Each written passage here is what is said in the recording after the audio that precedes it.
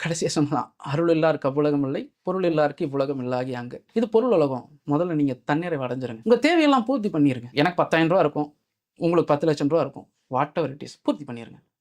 அதுக்கப்புறமா உங்களுக்குள்ள ஒரு சர்ப்ளஸ் மணி வந்தா தான், இன்னொருத்தவங்களுக்கு நீங்க கருணையாவே இருக்க முடியும். இப்ப நீங்க மாசம் மாசம் ஒரு 20,000க்கே ஓடிட்டு இருக்கீங்கன்னு வச்சுக்கோங்களேன். உங்ககிட்ட யார் வந்து கேட்டாலும் நீங்க இல்லங்கிற வார்த்தைய தான் சொல்லுவீங்க. அந்த இல்லங்கிற வார்த்தை என்னன்னா, உங்களையும் இல்லாத இடத்துக்கு தான் கூட்டு போகும். ஓ!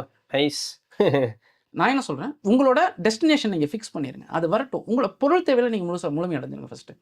இது இல்லங்கிற வார்த்தைய சொல்லாம இருக்கறதுக்கு இன்னொன்னு சொல்லிர்றேன். யாராவது உங்ககிட்ட அப்படி கேட்கும்போது, என்னோட தேவைக்கு தான் இருக்குங்கிறது சொல்லுங்க. இல்லங்கிறத சொல்லாதீங்க.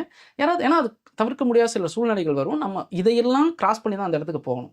இதோட விளைவு என்னன்னா, நீங்க இப்போ ஒரு விஷயத்த பார்க்க ஆரம்பிச்சுட்டீங்கன்னா, உங்களுக்கு தேவையில்லாத வெளிய போயிரும். தேவையானது பக்கத்துல வரும். இந்த நேரங்கள்ல நம்ம ஐய்யயோ! இவங்க வந்து கேட்டாங்க, குடுக்க முடியல. உங்க தேவைக்கு இருக்குங்கிறத சொல்லுங்க. அத மீறி உங்களால குடுக்க முடிஞ்சா குடுங்க. ஆனா, பொருளாதாரத்துல நீங்க தன்னிறைவு அடைஞ்சிட்டீங்க அப்படின்னா, உங்களுக்கு ஒரு எக்ஸஸான சர்ப்ளஸ் மணி வரும். அத நீங்க கருணையா இன்னொருத்தங்களுக்கு குடுக்க முடியும். உதவி கிடையாது, கருணை. ரூ. 10,000 இருக்கு. 9,000 தான் என் செலவு. ரூ. 1,000 எனக்கு தேவையே இல்லன்னா, அது உங்க பணம் கிடையாது. அது இன்னொருத்தவங்களோட பணம். ஏதோ பாயிண்ட்ல உங்க கையில இந்த பிரபஞ்சத்தால குடுக்கப்பட்டிருக்கு. எப்பா நீ தான் அத குடுத்துருவேங்கிற நம்பிக்கையோட அது குடுத்துருக்கு.